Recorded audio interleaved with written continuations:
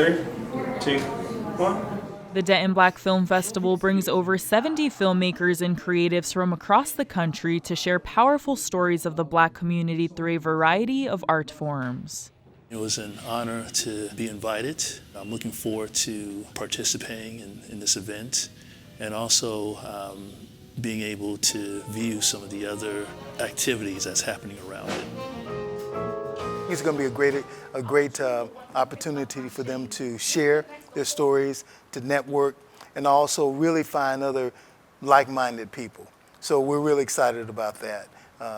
So I think it will make a difference in how their stories are shared and who they share them with. What started as a small film festival has grown into a celebration of Black culture, with thousands of people coming to Denton to experience a wide range of events, from screenings and live performances to workshops and art exhibits. There's something for everyone.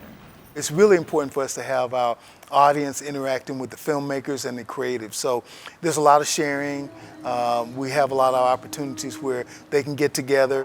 The festival creates an inclusive space where stories are shared, voices are heard, we both free, but this ain't freedom to me, and connections are made. It's a great environment. It's a safe environment.